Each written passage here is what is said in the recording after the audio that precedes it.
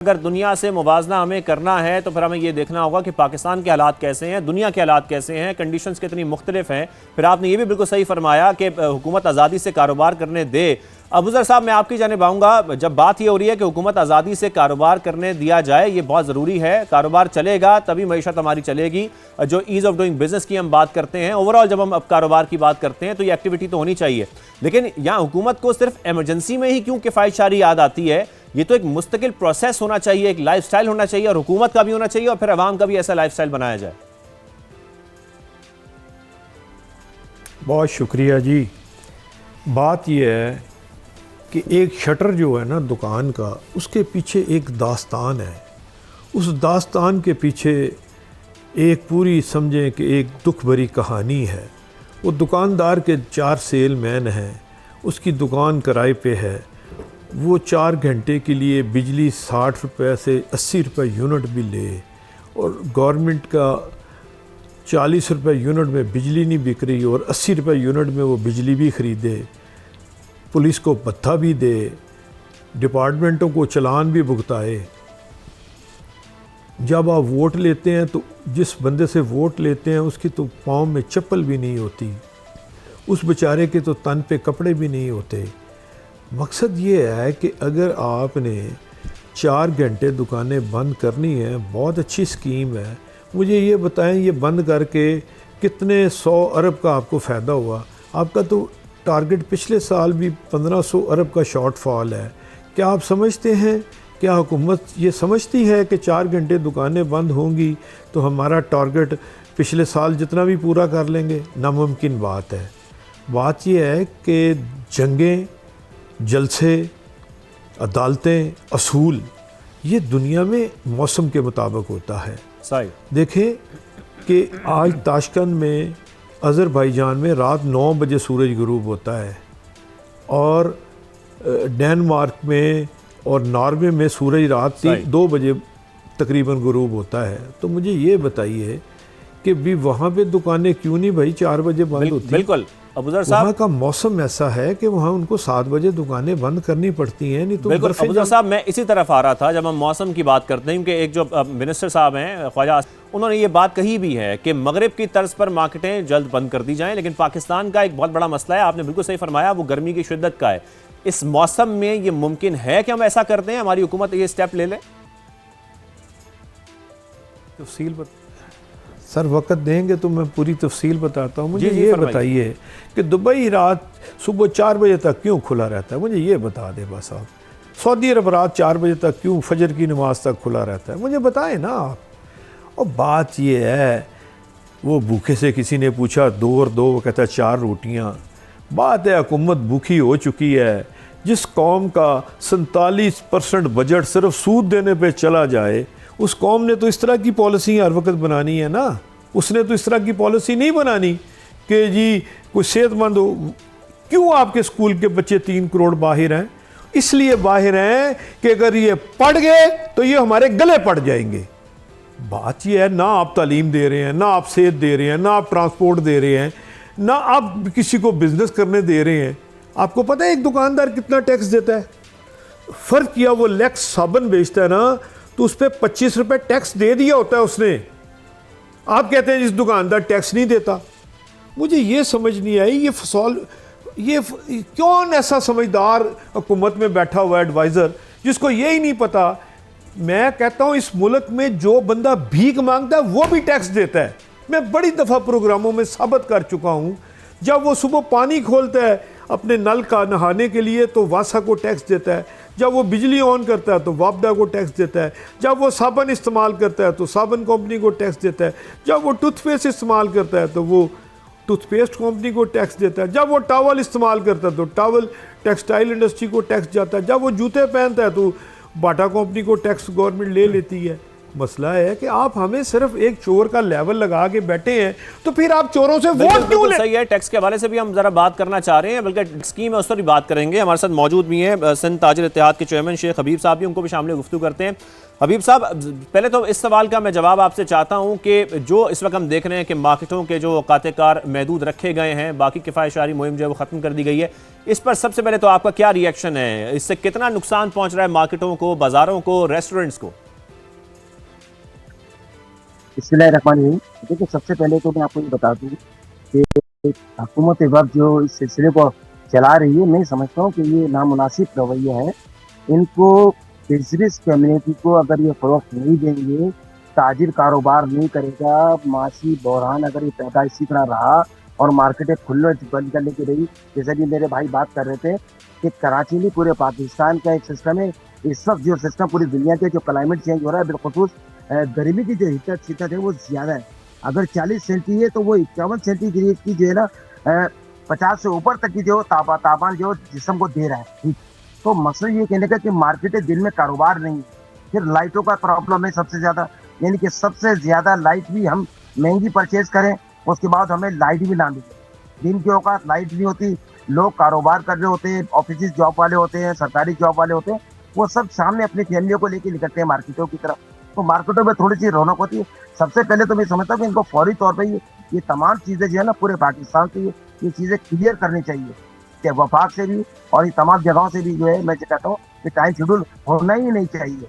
अगर हम जितना ज़्यादा बिजनेस करेंगे उतना ज़्यादा हमें फ़ायदा होगा। तो मैं समझता हूँ कि हमारी प्रोडक्ट उतनी ज़्यादा बिकेगी। आप ये बताइए कि आप ये कहते हैं कि जी एक सिस्टम कर लें, अब इनका अगर माशी सिस्टम पे देखें हम जाते हैं वहाँ के ऊपर, तो आप अंदाज़ा कर लें कि हुकूमत वक्त चाहती है कि हर तरीके से कहीं ना कहीं से किसी भी शॉप से टैक्स आ जाए। ठीक है, आप टैक्स कलेक्शन की बात करते हैं, तो जब टैक्स कलेक्शन पे आप जाते हैं तो टैक्स कलेक्शन का जो रेशियो वो कम होना चाहिए। पूरी दुनिया में हमारी यहाँ बदकिस्मती कोई चीज़ अगर विरोध नहीं कर रही होती है किसी टेक्सटाइल पे या किसी चीज़ पे जो है लेकिन हबीब साहब, आपको क्या लग रहा है ये 9 बजे तक महदूद करके मार्केटों को हुकूमत को इससे क्या फायदा पहुंच रहा है? इससे कोई फायदा नहीं है। ये बातें तो करे थी तो कर रहा हूँ, लेकिन ये फायदा इनको कोई नहीं सिवाय नुकसान के। और दूसरी बात ये कि मुझे बता दीजिए जो कौम जो बाहर रोडों पे घूम रही है, सड़कों पे निकली हुई है, रात को 4-4 बजे तक घूम रही है, कहाँ उससे मुझे बताए कोई फायदा मिल रहा है? तो ताजिरों को आप दीवार से लगा रहे हैं, बिजनेस कम्युनिटी को जो मकसद है कि इस मुल्क का माशी हब है उसे ये तबाह करने में लगे हैं। मैं तो समझ नहीं आता प्राइम मिनिस्टर पाकिस्तान की जो पॉलिसी है वो करना क्या चाहते हैं। वो किसी किस्म का जो है कोई रिलीफ देने के लिए तैयार नहीं है। अभी आप देखें ना, पेट्रोल के ऊपर या डीजल पे हम चले जाते हैं तो हमारी पूरा सिस्टम, पूरे पाकिस्तान का पूरा सिस्टम इसी पे ग्रो करता है। हम 12 प्राइम मिनिस्टर पाकिस्तान से कह रहे थे कि कोई सब्सिडीज या कोई ऐसा कुछ मैकेनिज्म कर दे। अगर आप पेट्रोल के प्राइसेस में रेट बढ़ाएंगे 2-3 महीने के लिए, ये जो चीजें महंगी हो जाएंगी, नीचे नहीं आएंगी। सही है। और ऐसा ही हुआ है कि कुछ रेट कम हुए लेकिन प्राइस कम नहीं हुए। अभी देखें आलमी मार्केट के अंदर फी बैरल जो है $67 हो गया है। पाकिस्तान अभी भी अपनी रविश में 300 रुपए लीटर पे बढ़ा। मैं समझता हूँ इनको पेट्रोल जो है 225-230 रुपए पे इनको पेट्रोल करना चाहिए। पेट्रोल की एक अलग बहस है। मैं आप हमारे साथ ही रहिए। मैं अबूजर साहब आपकी तरफ आऊंगा दोबारा से, और क्योंकि आप बात भी कर रहे थे, जिक्र कर रहे थे हुकूमत के अखराजात का जो बोझ है वो आवाम के टैक्स कैसे उठाया जाता है, लेकिन फिर सवाल यही है कि जो गवर्नेंस का स्टाइल है वो किस हद तक फिर तब्दील होना चाहिए ताकि ज़ाहिर है फिर बचत भी हो। हुकूमती जो नुमाइंदे हैं वो तो हम देखते हैं कि शाहाना अंदाज से उनको बाहर निकलना बहुत ज़रूरी हो चुका है। क्या करना चाहिए फिर हुकूमत को बचत के लिए? और भाईजान मैं इस वक्त मैं इस्लामाबाद में बैठा हूं, MP हॉस्टल देख लें, मुझे बताएं किस बिजनेस लीडर को जी को एक कमरा भी दिया है इस्लामाबाद में? किस बिजनेस लीडर के पास एक कमरा भी है? टैक्स मेरा, पैसा मेरा, हुक्मरानी ये करें आके, जब जी चाहे ब्रीफकेस पकड़ के आ जाए और हुकूमत कर लें, और जब दिल करे ब्रीफकेस पकड़े और बाहर चले जाएं, इलाज ये बाहर से कराएं। मसला ये है, ये सिस्टम इस तरह नहीं चलता, गुर्बत इस तरह खत्म नहीं होती। 835 अरब रुपया BIP स्कीम पे आपने रखा है, एक एक आदमी की 5500 बीवियां निकली हैं। आपका क्या निजाम है? नादरा आपके पास है, FBR आपके पास है, बैंक आपके कंट्रोल में है, तो फिर ये करप्शन हो रही है। अब दुकानदार की 10 बाई 10 की दुकान पे करप्शन साबित करने निकले हुए हैं। और मुझे ये बताइए कि 15,000 पेट्रोल पंप है पाकिस्तान में, किसी एक पे भी कैमरा लगा हुआ है? बात ये है कि मैं यहाँ दुकानदार नहीं, मैं एक असूल पसंद बात कर रहा हूँ कि आप मुझे ज़िंदा रहने का हक तो देना नहीं चाहते। मेरा बच्चा स्कूल जाए या लेने जाऊँ, मेरी गाड़ी जाए, वो बेचारा रिक्शे पे जाए, चिंगची पे जाए, वो टांगे पे जाए, गधा गाड़ी पे जाए, स्कूल जाए तो वो प्राइवेट में जाए, सरकारी स्कूल ही नहीं है। और भाईजान आपने सहूलतें क्या दी हैं? सुनिए, आप बर्दाश्त करें, अब 1 मिनट बर्दाश्त। आपको पता है कि इस वक्त वफाकी हुकूमत ने 17 रुपए पर पर्सन रखा है बजट तालीम का। 17 रुपए पर पर्सन तालीम का बजट है पर डे का। 17 रुपए में तो खुदा की कसम बच्चे का टांगे का किराया भी नहीं है 17 रुपए।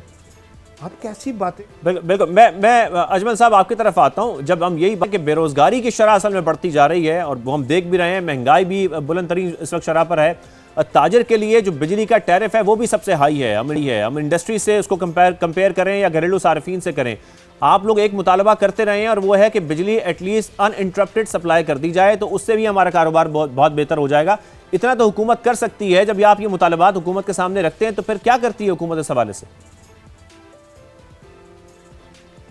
देखिए, बिजली की जब आप बात करते हैं तो मुझे ये समझ नहीं आती कि हमारे जो आईपीपीज़ हैं उनको हम 40,000 से ज़्यादा मेगावाट की अदायगी करते हैं, 15,000 मेगावाट वो बनाते हैं, तो फिर बिजली कम क्यों है? वो क्यों नहीं पूरी 40,000 इतनी बनाए? अभी भी जाएँ आप पाकिस्तान के मुख्तलिफ हिस्सों में, मैं जब जाता हूँ 6-6 घंटे लोड शेडिंग होती है।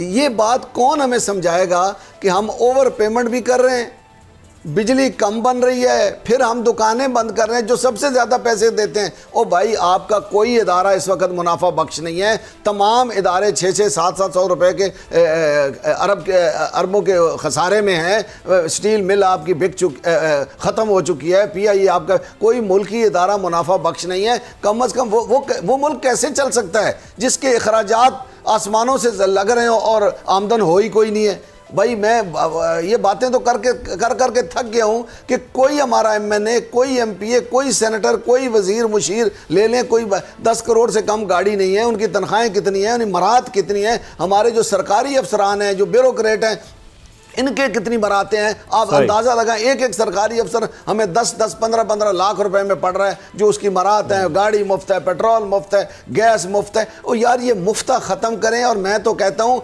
अगर इस मुल्क को ठीक करना है तो चाइना की तरफ पे कर लें या सऊदी अरब की तरफ पे कर लें। ला इलाहा इल्लल्लाह मोहम्मद रसूलुल्लाह के नाम से बना है ये मुल्क, क्यों नहीं सजाए मौत रखते करप्शन पे, या उम्र कैद ही रख दें। अगर ये आप काम कर लेंगे, हर इदारा ठीक हो सकता है। हमें इदारे बेचने की भी कोई ज़रूरत नहीं है, हमें प्राइवेटाइजेशन की कोई ज़रूरत नहीं। प्राइवेटाइजेशन वो करता है जो नाअहल बंदा होता है, जो अपनी दुकान नहीं चला सकता, वो किसी को ठेके पे दे देता है। बिल्कुल, ये बात बिल्कुल दुरुस्त है कि एक स्टेप है वो मगरिब की तर्ज पर लिया जाता है, वेस्ट की तर्ज पर लिया जाता है, कुछ बातें हम कहीं और से उठा लेते हैं। लेकिन पहले हमें अपना पूरा मैकेनिज्म देखने की ज़रूरत है कि पाकिस्तान में जो कंडीशंस हैं, पाकिस्तान के जो मसाइल हैं, जो हमारे चैलेंजेस हैं, वो क्या हैं, और उन्हीं कंडीशंस में रहते हुए फिर हुकूमत को स्टेप्स भी लेने चाहिए। कारोबार को किस तरीके से हमने चलाना है ये भी देखना चाहिए। कारोबार चलेगा तभी हमारी मईशत चलेगी। इस बिजनेस एक्टिविटी को बढ़ाने के लिए हुकूमत को फैसिलिटेट करना चाहिए।